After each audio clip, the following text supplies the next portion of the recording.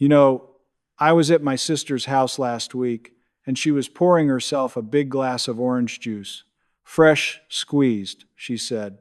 Good for the heart. And I didn't say anything at the time, because who wants to be that person at breakfast? But it got me thinking. There's so much we believe about food, things we've heard for years, that might not work quite the same way for us anymore. Not now, not after 60. And that's really what I want to talk with you about today. Not to scare you or make you throw out everything in your pantry. Goodness, no. But just to sit here together and think through some of this. Because our bodies have changed. They really have. And maybe it's time our kitchens caught up. Here's the thing about getting older, and I say this as someone who's living it right alongside you. After 60, the heart just works differently. The blood vessels aren't as stretchy as they used to be. The kidneys slow down a little, which means they don't flush out sodium and extra fluids the way they once did. Even the way we process sugar changes. It's not that anything is broken, it's just that everything needs a little more patience, a little more care. Like an old house that still stands strong, but you have to be gentler with the doors. So when we keep eating the same things we ate at 40, thinking they're still doing us favors, sometimes they're not. And that's a hard thing to accept when you've been trying so hard to eat well. Let me come back to that orange juice for a moment. It seems so healthy, doesn't it? Fruit, vitamins, sunshine in a glass. But when you juice a fruit, you take away the fiber and leave behind mostly sugar. Natural sugar, yes, but sugar all the same.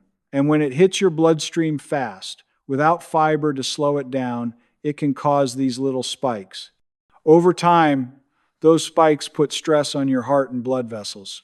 I'm not saying you can never have juice again, but maybe a small glass, now and then. Or better yet, just eat the orange. You get the sweetness, the vitamins, and the fiber that helps everything move through more gently. It's a small shift, really, but small shifts can make a real difference. Now, let's talk about oils for a second, because this one confused me for the longest time. We've all heard that vegetable oils are the healthier choice, and for years I used corn oil and soybean oil, thinking I was doing my heart a favor. But it turns out these oils are very high in something called omega-6 fatty acids. And while we do need some of those, too much can actually stir up inflammation in the body. And inflammation, well, it's not a friend to the heart. What I've started doing instead is using olive oil more often, extra virgin, when I can find a good one. It has a different kind of fat that seems to sit better with the body, especially as we age. I use it for cooking, for salads. Sometimes I even dip bread in it like we're in some little Italian village. It feels good. And I don't have to give up flavor to be kind to my heart. Here's another one that might surprise you. Whole grain bread. Now wait, before you think I've lost my mind, let me explain.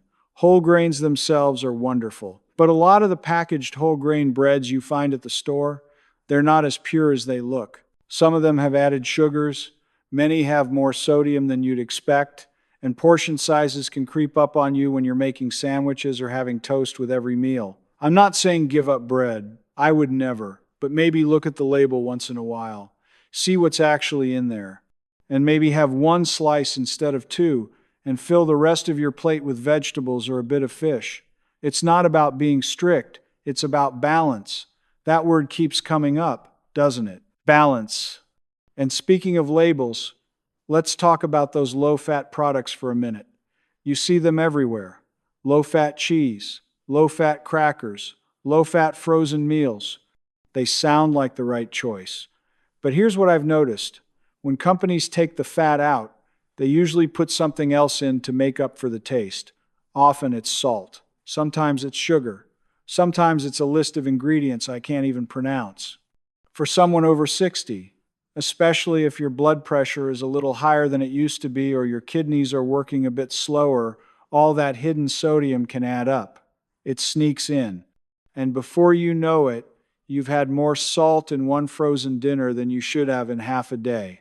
So what's the alternative? Well, honestly, cooking at home helps. Even simple things. A piece of fish with lemon and herbs, some roasted vegetables. You control what goes in. You know what you're eating. And it doesn't have to be complicated. Some of the best meals I've made lately have been the simplest ones. I also want to mention those flavored yogurts, the ones with fruit on the bottom or the fancy packaging that makes them look so wholesome. Yogurt can be wonderful.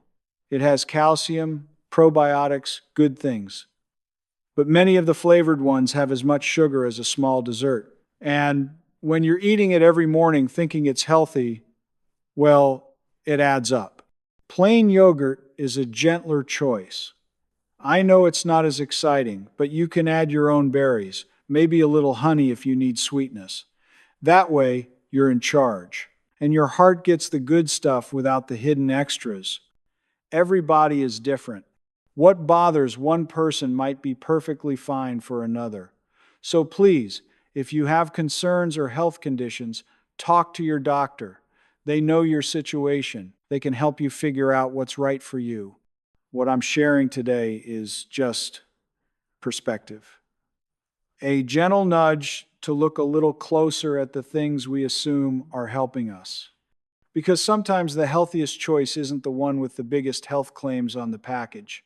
Sometimes it's just real food, prepared simply, eaten in amounts that feel right. Getting older isn't easy.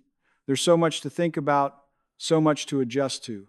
But there's also something kind of beautiful about it, this chance to slow down and really take care of ourselves, to treat our hearts like the precious things they are.